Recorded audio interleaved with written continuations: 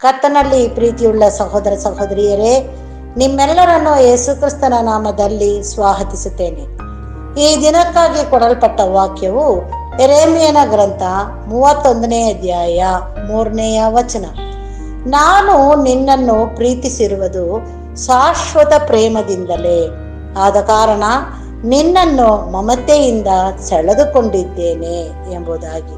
ಪ್ರಿಯರೇ, ಈ ದಿನದ ವಾಕ್ಯಕ್ಕಾಗಿ ಸ್ತೋತ್ರ ಮಾಡುತ್ತೇನೆ. ಕರ್ತನು ಪ್ರೀತಿ ಸ್ವರೂಪನಾಗಿ ಇದ್ದಾನೆ. ಆತನು ನಮ್ಮನ್ನ ಪ್ರೀತಿಸಿರುವುದು ಶಾಶ್ವತವಾಗಿರುವಂಥ ಪ್ರೇಮದಿಂದಲೇ, ಆದ ಕಾರಣ ತಂದೆಯು ನಮ್ಮನ್ನು ಮಮತೆಯಿಂದ ಸೆಳೆದುಕೊಂಡಿದ್ದಾನೆ.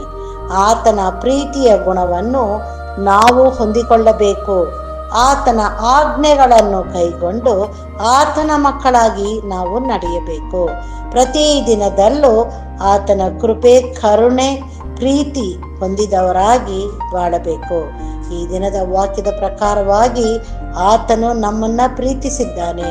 ಅದೇ ಗುಣವು ಲಕ್ಷಣವನ್ನು ನಾವು ಹೊಂದಿಕೊಂಡು ಪ್ರತಿ ಒಬ್ಬೊಬ್ಬರನ್ನು ನಾವು ಕ್ರಿಸ್ತನಲ್ಲಿ ಪ್ರೀತಿಸುತ್ತಾ ನಡೆಸೋಣ. ಪ್ರಾರ್ಥನೆ ಮಾಡೋಣ.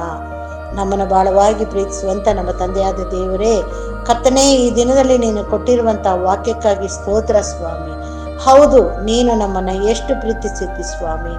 ಹೌದು ಕರ್ತನೇ, ನಮ್ಮ ಪಾಪಗಳನ್ನು ನೆನಪಿಗೆ ತಾರದಂತೆ ನಮ್ಮನ್ನ ವಿಶೇಷವಾದ ಪ್ರೀತಿಯಿಂದ ನೀನು ನಮ್ಮನ್ನ ಪ್ರೀತಿಸಿ ನಡೆಸುತ್ತಾ ಬರುತ್ತೀಯಪ್ಪ.